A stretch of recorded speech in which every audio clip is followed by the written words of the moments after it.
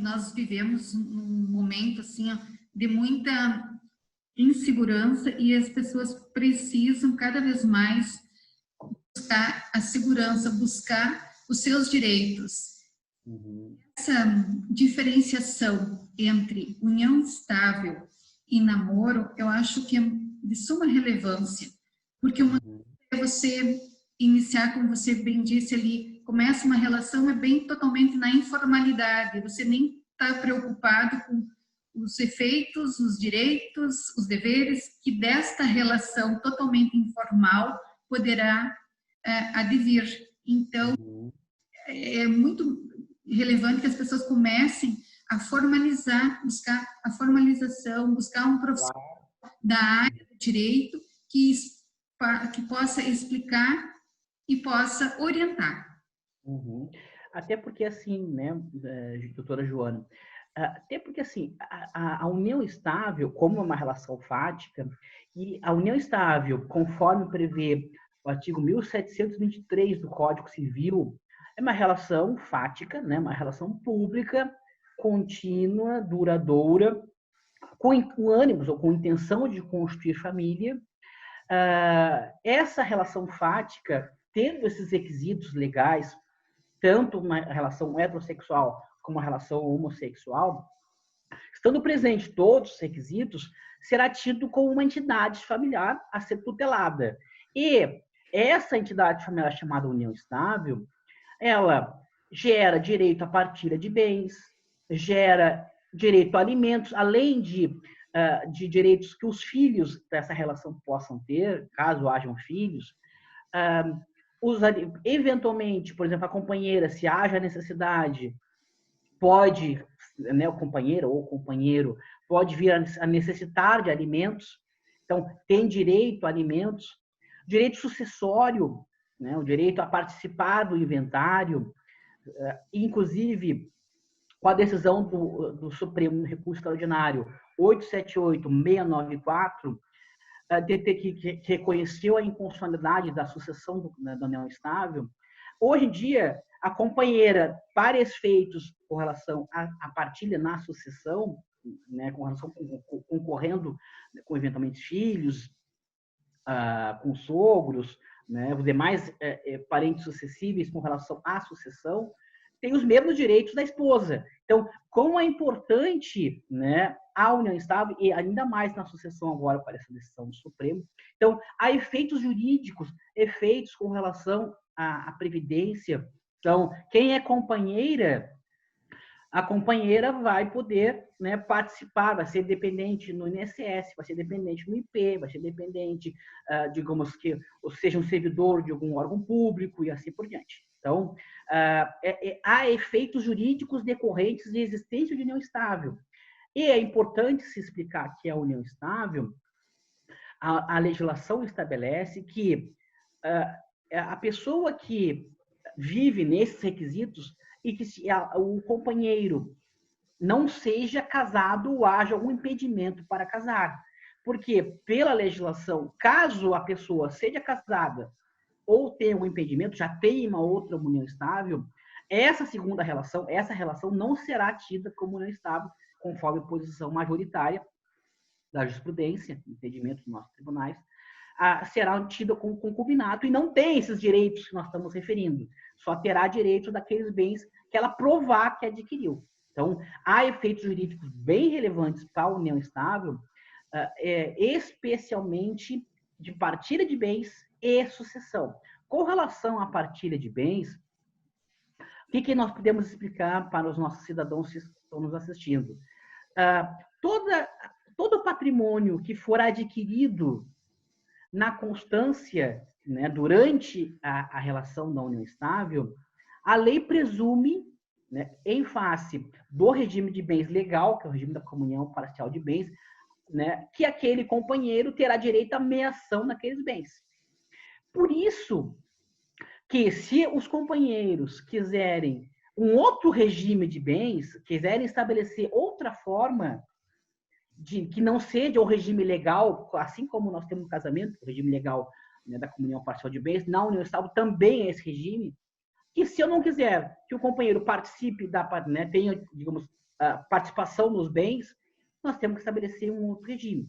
Então, nós temos uma forma de formalizar, né? Não sei se é importante essa pergunta, Joana, o que tu acha? Isso. Toda a problemática em si, ela justamente zera na comprovação do vínculo da união estável.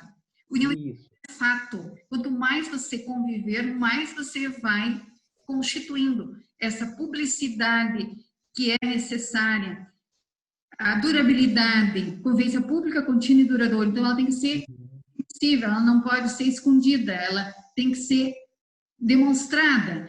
Só que nós nos deparamos com uma situação que as pessoas não formalizam, elas não se preocupam com esta comprovação de ter o vínculo realmente, porque, como você bem falou, existem efeitos patrimoniais, existem efeitos alimentícios, existem efeitos vários, né, partilha de bens, diferenciais, mas a pessoa, para ter esses direitos, como existem esses direitos num casamento, para a esposa, é essencial que as pessoas tenham a comprovação do vínculo. Elas precisam comprovar esse vínculo, que realmente elas convivem em união estável. Aí que está a situação maior, a maior dificuldade que eu observo, e aí eu vou te dizer assim, ó, eu observo no balcão do registro civil. Sim.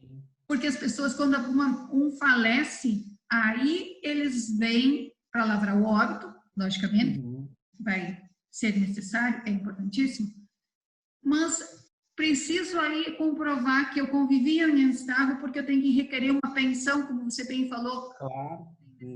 Tem direito à pensão, né?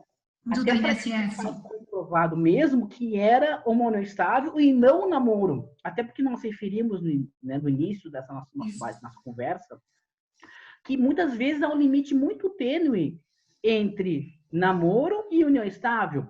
Por exemplo, um casal onde passa todos os finais de semana na casa de um dos integrantes dessa relação. Então, fica sexta, sábado, domingo e segunda-feira vai embora aquela, né, companheira, aquela namorada ou namorado, ou companheiro ou companheira. Fazem viagens juntos, né, são muitas vezes padrinhos dos afilhados com relação a sobrinho de uma das partes, né? Então, assim, essa situação, esses fatos que tu olha de fora, parece que eles como se fosse um casal de casados, sabe? Mas muitas vezes não são, eles não têm, né? Não tem coabitação. Então, o que é coabitação? É morar junto, né? É ter vida, né, de casado.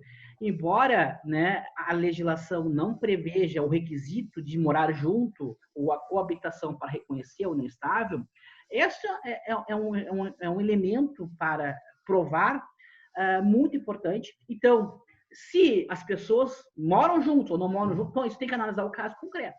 Mas, vamos pensar, né? Nós temos 3 coisas importantes a referir com relação a isso. Primeiro, é que formalizando um documento, no sentido de que as pessoas exprimam, olha, eu quero que seja configurada uma união estável, porque a gente vive como se casados fossem, a gente é um casal, né? Bom, aí, primeiro, vai ter a certeza de que as partes querem a união estável e não tinham um namoro. 2, que é um elemento importante, é quando começou aquela união estável. Porque um dos problemas que se tem é quando a união estável tem um marco inicial. A partir do marco inicial, gera todos os efeitos jurídicos que nós falamos no início. Então, a existência da união estável, o marco da união estável, então, e aí nesse documento se pode estabelecer qual vai ser o regime de bens que aquele casal optou, ou o que eles querem para aquela união estável. Então, é importante que seja formalizado, porque se não for formalizado, isso poderá ensejar, né, uma ação judicial de reconhecimento de união estável posterior ao término da relação, ou póstuma, que muitas vezes daí os filhos do falecido não querem que seja reconhecido aquela união estável, e aí gera uma briga sem fim, né? Muitas vezes sem fim, e isso faz com que, por exemplo, eu digamos, que eu vivo união estável, né?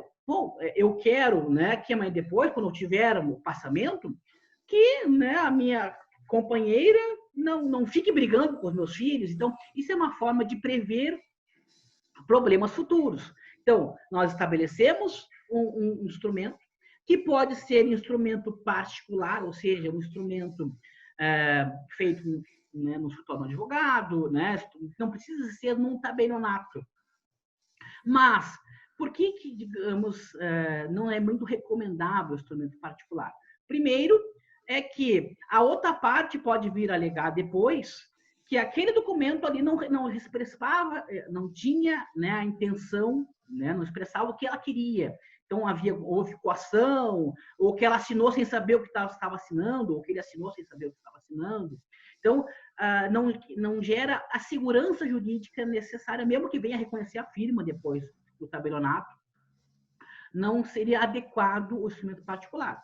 Ou o instrumento público, se faz no tabelionato uma escritura pública, declaratória de união estável, estabelecendo que viviam em união estável uma relação pública, contínua, duradoura, com de família, que não tinha impedimentos para casar e assim por diante, né?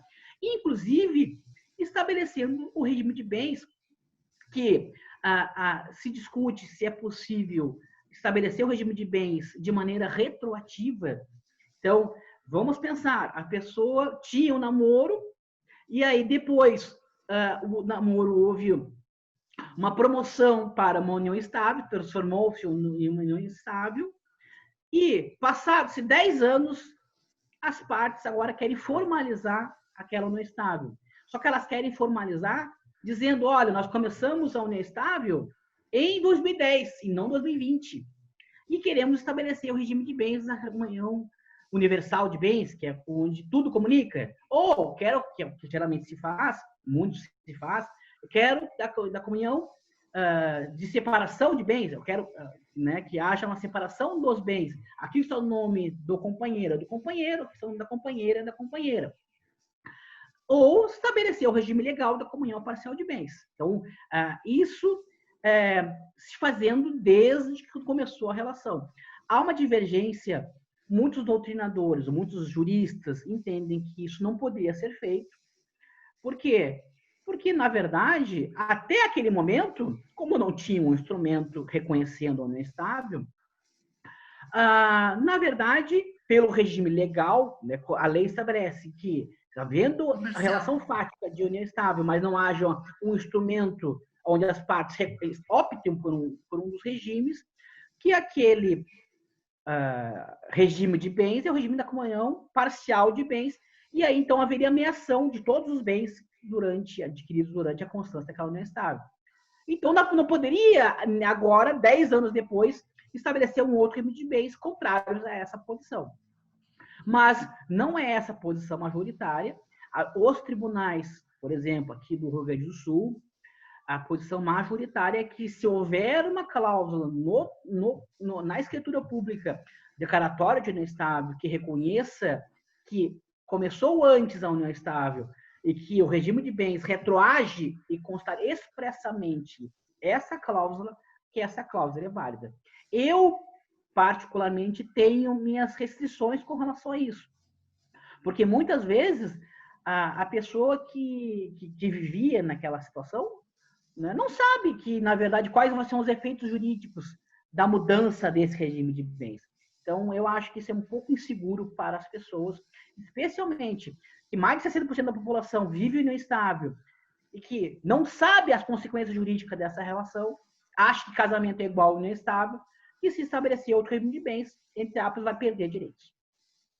Exato. Essa questão, Diego, é muito importante a gente ressalvar as formas de instrumentalizar a união estável, que é o formato particular e o formato público, ressalvando que o instrumento público, ele, pelo fato de ser feito num tabelionato de notas, ele já vem revestido de fé pública, autenticidade, da maior segurança, e esse aspecto que você mencionou quanto ao regime de bens, a gente tem observado muito que as pessoas têm atribuído esse tempo retroativo. Elas vêm, como você bem falou ali, há 10 anos, que estabelecem que o regime é o da comunhão universal, mas se elas não tinham nenhum documento, e a lei nos diz, se não existia documento, o regime é o da comunhão parcial. Então, para que elas não fiquem nessa insegurança,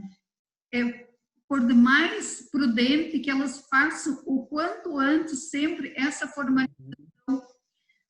E, senão, quando houver a necessidade de exigibilidade dos seus direitos, vai ficar naquela insegurança. E o que nós temos que passar para as pessoas? Segurança. Então, que procurem, né, formalizar dentro do relacionamento e não esperem que as coisas acontecerem, como nós falamos, né, a morte de um familiar ou o estado de doença de um deles para ter jus a um benefício previdenciário. Então, acho que nós temos que levar a informação no sentido que as pessoas fiquem mais atentas, principalmente agora, nesse período que a gente está vivendo, de pandemia, enfim, e isso está movimentando as pessoas a virem ao cartório, porque muitas vezes elas vêm e perguntam: como é que eu faço para ter um papel? Sabe? Já me aconteceu atrás, uma pessoa chegou e perguntou: nós vivemos há vários anos, mas nós não temos papel nenhum, nós não temos nada formalizado. Então, assim, as pessoas estão, aos poucos, começando a se tocarem, a ver que é importante ter essa documentação, essa formalização que você nos relata. E isso é importante também, primeiro, né, para evitar problemas futuros, para evitar litígio entre o próprio casal, onde após, especialmente porque uma das questões, muitas vezes a gente vê nos processos judiciais depois, é que não se discute que havia uma união estável, não se discute, né? Muitas vezes tem filhos em comum, então não se discute que havia uma união estável. O problema é quando começou a união estável, quando o namoro virou uma união estável. Exato. Porque como o namoro não tem efeitos jurídicos de maneira geral, né? Então, a partir do momento que o namoro transformou em união estável, bom, a partir daquele momento vai ter todos os efeitos jurídicos que nós abordamos nesse momento. Agora, geralmente as discussões acabam ocorrendo porque tem a aquisição de um bem importante durante entre namoro não estável, e aí se discute, esse bem foi adquirido, esse apartamento foi adquirido, esse carro foi adquirido antes de virar uma união estável. Então, até para evitar esses problemas, as partes façam escrituras públicas, façam por escritura pública o reconhecimento da união estável, até porque esse documento vale fazer a inscrição como dependente nos órgãos públicos e nos planos de saúde, né? Os planos de saúde, para colocar como dependente, exige que seja formalizada a união. Então, isso por exemplo, isso é muito importante. Por quê? Mas depois, aí, a companheira engravida, né? E aí, o filho, né? Se ela não estiver incluída no plano de saúde, não vai ter a cobertura para fazer o pré-natal, para depois o parto e assim por diante, né? Diego, então, é um cuidado que tem que ter pelas pessoas e olhar, e assim, que as pessoas vejam isso como uma forma de evitar problemas futuros. Você abordou o nascimento de uma criança, aspecto muito relevante. Vira união estável. A mulher, a companheira, está grávida. O companheiro falece durante a gestação. A união estável não traz a presunção de paternidade. Não. Então, assim, a dificuldade que esta pessoa vai ter depois do nascimento do filho para poder registrar. Vai registrar no seu nome como mãe? Logicamente, sim. Isso não resta dúvida. Mas atribuir a paternidade ao companheiro que não tinha formalização nenhuma. Então, esta é uma dificuldade escancarada. Nós estamos vivenciando essas situações, olha, muito no cartório. E as pessoas não, sabe, elas não se precavem, não pensam que pode acontecer. E acontece, às vezes, um caso bem exemplo, um caminhoneiro, simplesmente a mulher estava, a companheira grávida, ele foi viajar, ocorreu um acidente, ele acabou falecendo e ficou a mulher com o filho, que o filho estava em gestação ainda, depois deu à luz, não teve como registrar no nome do pai, porque o pai tinha falecido e não eram casados. E, então, assim, cria-se dificuldades e as pessoas poderiam resolver aquela questão de maneira muito mais fácil se tivessem, nesse caso, o casamento, porque aí, mesmo acontecendo esse infortúnio, essa situação de muito pesar, a mãe, no caso, poderia registrar o filho. Então, assim, são situações que as pessoas, às vezes, pensam que não vai acontecer com elas. Com relação a essa temática, né, o IBDFAM, Instituto Brasileiro de Direito de Família, fez, digamos, uma tentativa no Congresso que isso fosse alterada, né, fosse alterada essa questão, alterada essa situação de presunção de paternidade, para que ali onde está a previsão de que quando houvesse o casamento, que era casamento barra união estável, ou cônjuge barra companheiro, para que aquela presunção legal de que durante a gestação, né, tenha o surgimento de um, né, durante a união está, mas na gestação haja uma gestação, que isso haveria presunção como tem no casamento. Mas, infelizmente, como o nosso Congresso tem um olhar, primeiro, muito voltado para o lado da religião, embora o Estado seja laico, né? Então tem muito esse olhar, né, de que a família é a família do casamento, né? Essa é a família que tem que ser valorizada, essa é a família que tem que ter prioridade. Então, há muitas alterações que se tenta fazer na legislação. Por exemplo, reconhecimento de união homoafetiva, que veio a reconhecer, foi o Poder Judiciário, porque dependesse do nosso Congresso, não passaria. Discussões sobre famílias simultâneas. Então, se eventualmente havia, exemplo, uma amante 20 anos de relação, essa amante não tem direito a nada. Pela legislação, ela não tem direito a nada, a não ser que comprove que ajudou a adquirir aqueles bens. E muitas vezes é difícil fazer essa prova. Então, isso não passa no Congresso, embora se possa discutir se essa seria uma posição, por exemplo, com relação à amante, se socialmente seria aceito ou não, mas assim, sequer se consegue discutir isso no Congresso em face da bancada evangélica, da bancada né, voltada mais para valores cristãos, que não deixa passar nada. Então, essa questão com relação à presunção para a união estável também, né, é uma tentativa que o IBDFAM vem fazendo, e se isso fosse aprovado, bastaria uma estrutura pública de reconhecendo a existência de união estável, assim como nós temos a certidão de casamento, para que houvesse a presunção de paternidade. Exato. Então, isso é uma dificuldade que a gente observa diariamente, essa situação. Então, mais um aspecto que nós poderíamos abordar aqui é no caso da idade. Quando uma pessoa são conviventes e um deles tem 70 anos, poderão fazer uma escritura pública declaratória de união estável, mas o regime, qual o regime, Diego, que vai ser imposto a essa relação de união estável? Gostaria que tu falasse sobre isso. Essa é uma indagação muito importante, Joana, até porque, pela legislação, nós não temos uma regra jurídica, não temos uma posição na nossa lei, nosso Código Civil, por exemplo, que diga qual é a idade com relação ao não estável, se há alguma limitação a casar e, né, qual é o regime de bens que pode ocorrer. Primeiro, que não há limitação para o casamento. Eu posso ter 100 anos de idade e posso casar. Tá? Então, não há um impedimento para casar.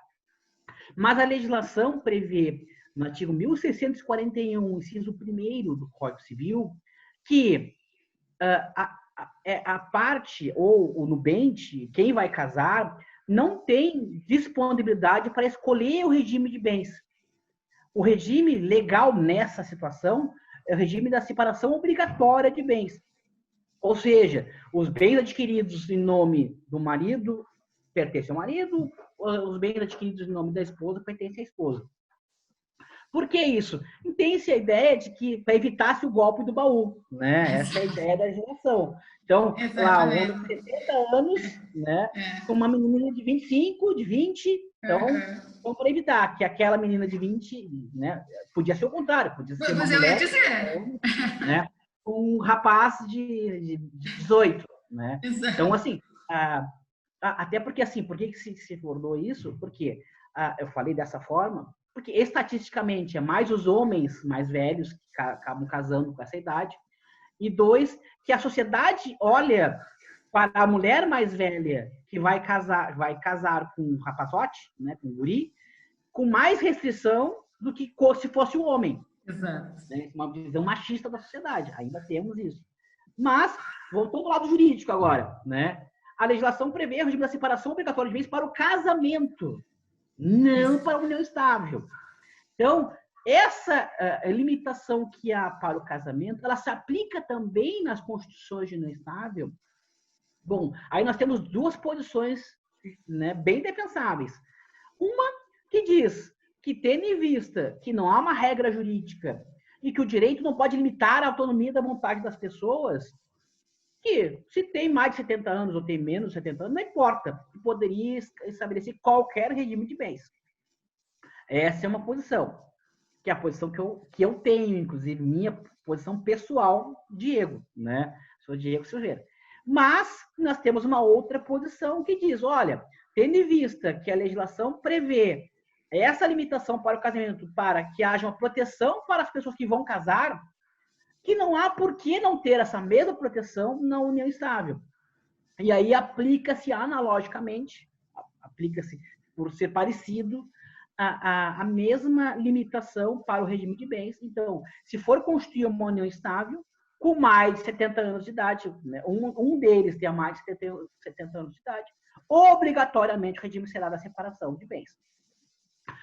Com relação a, digamos, a posição do Poder Judiciário com relação a isso, não temos ainda, por exemplo, uma decisão consagrada, não tem nenhuma decisão do STJ que seja, por exemplo, simulada, né? Então, mas tem precedentes, inclusive do STJ, né, nosso Tribunal de Brasília, que diz que não, né? Que se essa limitação para o casamento também se aplicaria na união estável. O nosso Tribunal de Justiça tem duas câmaras que julgam a matéria de família. Uma entende que se aplica essa limitação. A outra é divergente. Alguns integrantes dela entendem que se aplica, outros entendem que não se aplica. Então, há muita insegurança jurídica com relação a essa questão. Mas, se a vontade das partes for estabelecer o regime de bens, eu não veria problema, né, de que elas fossem ao tabelionato e que registre a união estável, dizendo, olha, eu quero que seja o regime da comunhão parcial de bens, porque eu não acho justo que a pessoa que vai viver comigo, né, que não tenha direitos, né, que não haja direito à participação do patrimônio que vai ser amealhado. Ou não, né, pode estabelecer um regime de bens se quiser, mas não que a lei obrigue a estabelecer algum regime de bens. Então, recomendo que se faça, embora a gente não tenha uma segurança jurídica com relação a isso, mas até porque, se a parte vai lá e faz a demonstração da sua autonomia de vontade, pelo menos vai ser levado em consideração quando for julgado pelo Poder Judiciário se é válido ou não é válido. Só que daí nós temos uma orientação. Os tabelionatos, eles não lavram escrituras públicas declaratórias de união estável com regime que não seja da separação obrigatória de bens, no caso de um dos companheiros tiver alcançado a idade de 70 anos. Então, por mais que as partes queiram atribuir um regime diferente, não vão conseguir essa instrumentalização. Então, mas assim, nesse caso, Joana, eu sugeriria que daí fizesse por instrumento particular, né? Exato. Se faz por instrumento particular, até para dar mais, né, segurança, colocaria, por exemplo, 2 testemunhas com relação àquele documento, porque não precisaria num tabelionato testemunha, mas colocaria 2 testemunhas, identificar essas testemunhas, e aí se reconheceria a firma da assinatura das 4 pessoas, dos 2 declarantes que estão vivendo união estável e das 2 testemunhas que presenciaram que as partes queriam estabelecer a união estável com o regime de bens diverso da separação obrigatória. É uma saída. A nossa orientação aqui mais, ela está no sentido assim de que as pessoas estejam mais atentas para esta situação e que procurem fazer a formalização. E nós iniciamos o nosso bate-papo falando sobre a diferença de união estável e o namoro, que há a necessidade premente ali de que na união estável a constituição de família tem que ficar bem evidenciado que realmente a união estável é família, é uma das formas de família. E no namoro, o namoro é uma relação mais descompromissada, enfim, mas existe a afetividade, sim, mas não aquele compromisso de compartilhamento de vidas. E os formatos que a gente trouxe também para instrumentalizar a forma pública, a forma particular, falamos nos regimes. Então, acho que a gente deu uma boa abordada nessa questão.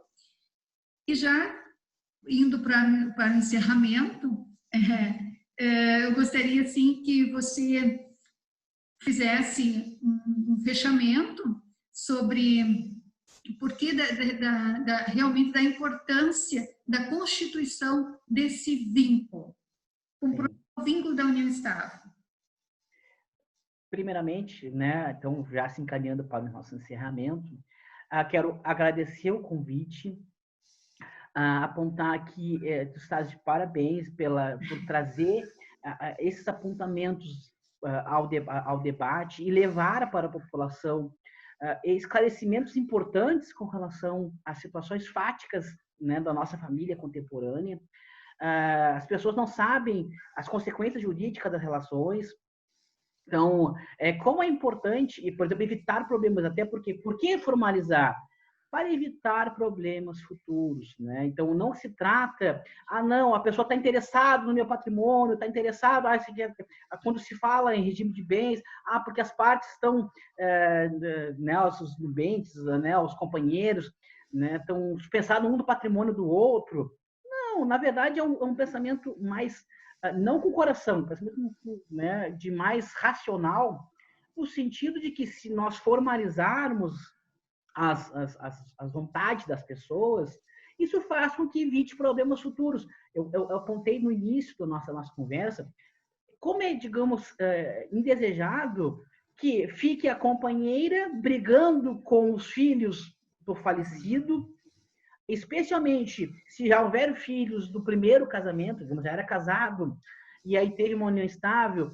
É muito comum, né, ficarem brigando anos no Poder Judiciário, e muitas vezes isso faz com que o patrimônio acabe se dilapidando, né? Acabe se perdendo o patrimônio a ser dividido entre os seus herdeiros. Então, fazendo essa escritura pública de união estável, evita uma série de problemas, né, jurídicos depois. Então, é importante essa série de vídeos que está fazendo para esclarecer para as pessoas de que vão no tabelionato, façam a escritura pública no estável, façam seus testamentos, né? Não é porque eu vou fazer um testamento que eu vou morrer. Então, as pessoas associam, ou se alguém sugere que faça testamento, está interessado na herança. Não, né? Olha, eu quero dispor, né, como vai ser a minha vida, né, vai ser ficar meus bens depois que eu vier a falecer.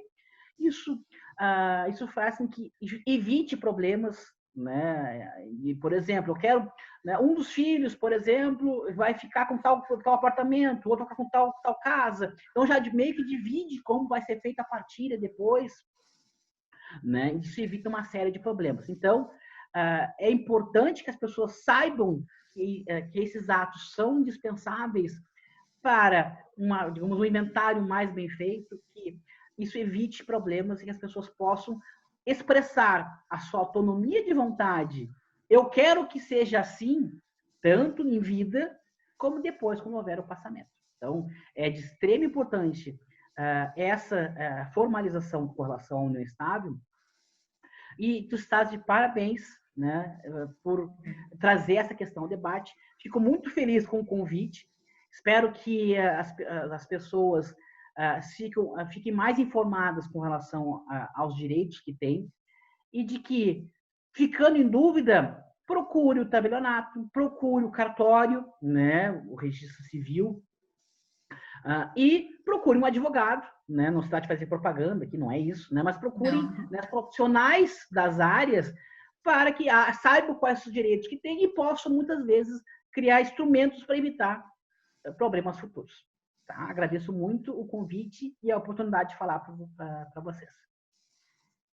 Doutor Diego, nós que agradecemos a sua disponibilidade, os seus ensinamentos, o seu conhecimento, que são de grande valia, e justamente nós temos que trabalhar de forma que as pessoas possam ter paz nas suas relações, pela pacificação, pela simplificação, porque se enquanto eram vivos as pessoas estavam de comum acordo, estavam bem, afetuosas, depois da morte que não vai ser aquele desentendimento, aqueles conflitos. Então, por isso que é importante justamente esta formalização.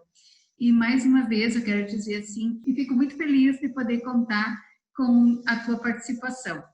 Eu fico lisonjeado e pode sempre contar comigo, vai ser um prazer voltar a nós debatermos temas importantes do nosso direito de família. Então, muito obrigada, Diego, um grande abraço. Um abraço.